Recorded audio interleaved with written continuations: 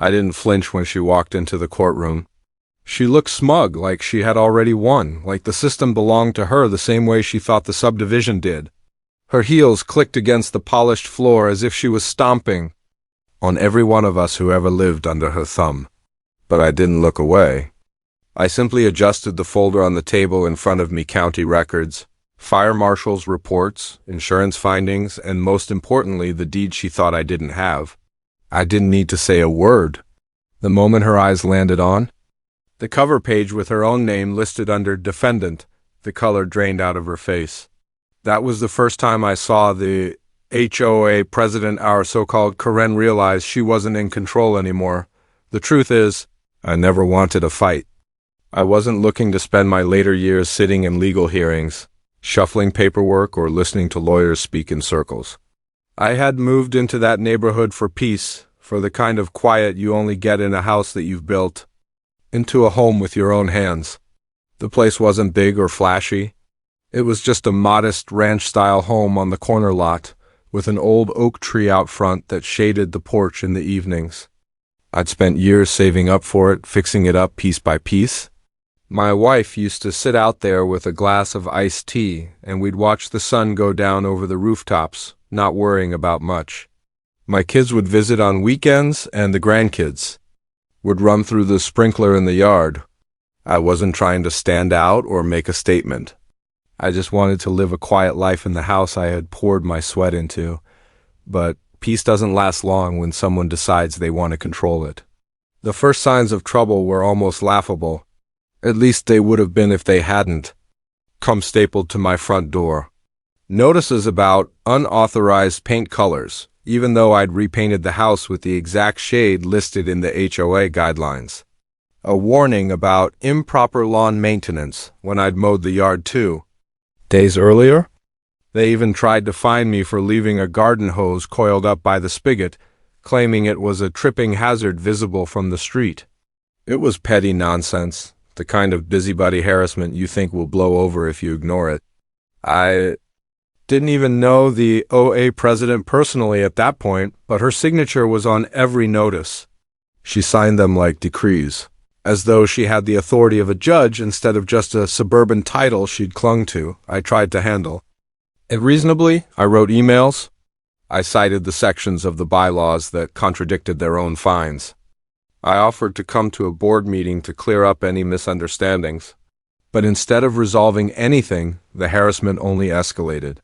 Suddenly, I was receiving threats about liens being placed on my property. They claimed I hadn't formally submitted my roof repairs for approval, even though the roof had been replaced after a hailstorm and the insurance company had handled everything by the book. I asked for a meeting and they laughed me off. I asked for clarification and they sent me more fines. Every letter was more arrogant than the last, ending with the same line: failure to comply will result in further action by the board. That was the moment something shifted in me. I realized I wasn't dealing with neighbors. I was dealing with people who thought they owned me. And I don't respond well to that kind of power grab. That's when I stopped sending emails and started spending late nights reading property law. What I found didn't surprise me, but it gave me direction. The HOA's authority was limited, sharply so, and they had crossed those boundaries in almost every action they took against me. I started keeping every piece of mail, photographing every notice, logging every call. I drove down to the county records office and pulled every scrap of paper tied to my property. I found the original deed, the plat maps, the insurance paperwork. I even pulled fire code ordinances just in case. I wasn't just gathering for myself, I was building a case. One brick at a time, while they thought they were grinding me down. And then came the day that changed everything. The fire started just after midnight. By the time I got outside, smoke was already curling from the eaves. I called 911, but by the time the fire trucks rolled up, there was no saving it. I stood in the street in nothing but sweatpants, watching the house I'd built burn to the ground. The fire marshal said later it was arson. They found accelerant traces along the back wall. Someone had wanted it gone, and they made sure the investigation was slow, but I already knew where the trail would lead. The same neighbor who had signed every notice, The same woman who had threatened fines and liens. The same one who treated the HOA like her private kingdom she was. Suddenly very interested in buying up distressed lots in the subdivision. She was even bold enough to send word through one of the board members that she might be able to help me out by purchasing my land so I could move on with my life. That's when I stopped wondering and started proving. I handed every scrap of evidence to the investigators. I met with my insurance company. I pulled security camera footage from neighbors she hadn't realized were still friendly with me. I had her on tape walking past my property late that night, carrying what looked a whole lot like a gas can. She wasn't just overstepping HOA rules anymore, she had crossed into criminal territory. The next weeks were the hardest of my life. My wife and I stayed in a rented duplex while I sorted through the ashes of everything we'd lost. The grandkids didn't have a backyard to run through anymore. Every piece of clothing reeked of smoke. Every plate, every photo album, every piece of wood I had sanded and painted with my own hands was gone. Grief mixed with anger, but instead of boiling over it hardened into something else, resolve, when the charges were finally filed.